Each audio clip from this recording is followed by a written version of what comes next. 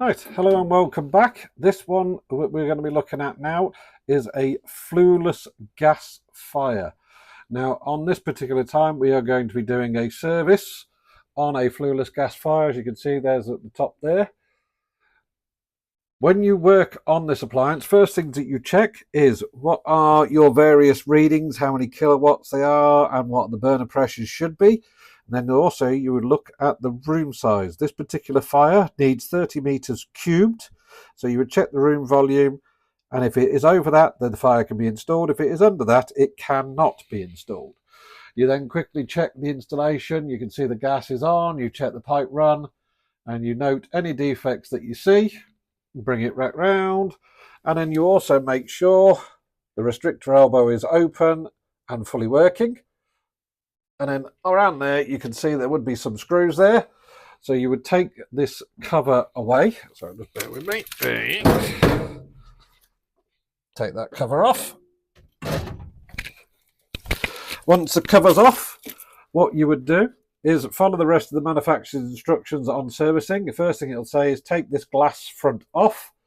You clean the burners, you clean the injectors, you make sure everything is clean and tidy. You clean up through the catalytic converters, make sure they are clean. You can see there we have the pilot light. That is a oxy-pilot type. If you've gone through the gas controls, you can see just by looking at this unit. There is my burner test point there. So what I would do, I'd take the glass off, clean it, put the glass back on. I would attach my U gauge to there. I would then light my pilot. I would then, because this is a thermoelectric type as well, I would hold on to this, pushing it down until the thermoelectric valve has energized, and it will then hold itself open. Then I turn it on to maximum. With the U gauge on, I would then do the burner pressure check, and I would check that it meets the minimum requirements required. You'll notice on this particular design, the flames do have a yellow tip on it. This is nothing to be worried about. This is just the way it's been designed so it can look like a real fire. It's perfectly safe. Next, we would also be check the ventilation requirements for this appliance. This particular appliance needs a 100 centimeter squared free area vent. So I would check the room, and there would be my vent, and I'd check that internal and external to make sure that that vent provides enough air for these requirements. If it is under that 100 centimeter squared, it is at risk. If it is over, it's not a problem. So once we've done that, we can then move on to the rest of the checks.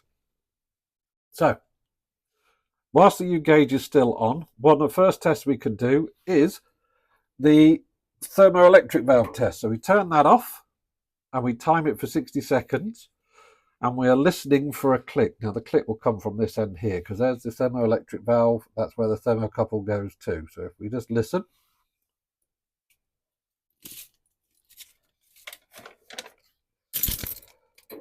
There you go. There's the audible click.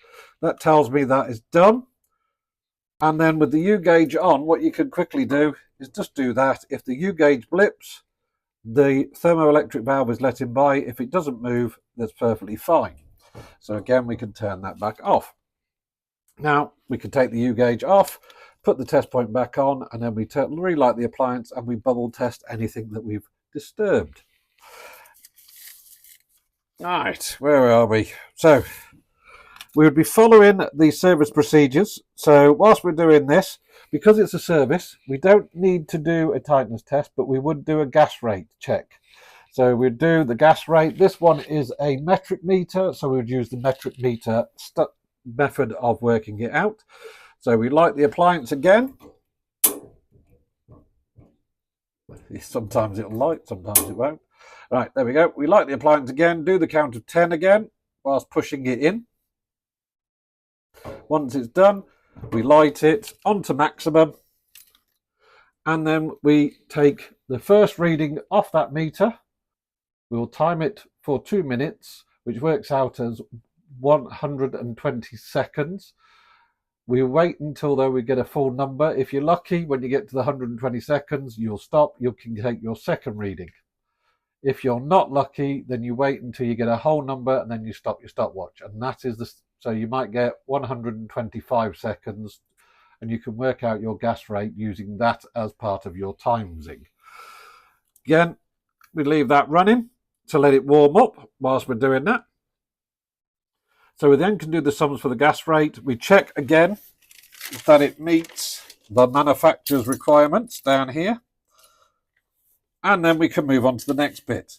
This particular manufacturer tells us that we've got to check the seals on these glass. And the way they recommend is a smoke match. And you put it in this gap here.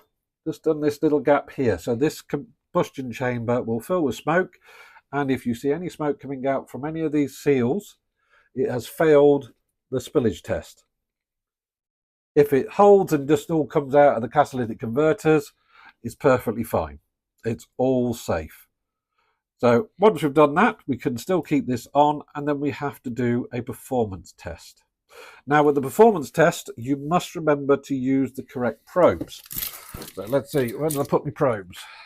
This probe here, this particular probe is designed for an eye-level grill, so we can do the performance test on that. So eye-level grill is over there. So that probe would rest over this hole here when we're doing the test. The one that we're looking for is this particular one here. So this particular probe is designed for this flueless gas fire, and we would push it on the top, and we'd do the left side and the right side and print the labels out so we can get the combustion reading. So you can see there's a catalytic converter. That is the left side, that is the right side. And then once we've done that, we've got to check the combustion. Now if I find the right page, there it is. So you can see down here, here's the catalytic converter. It tells you how you work it out and what reading you need when you're doing this test.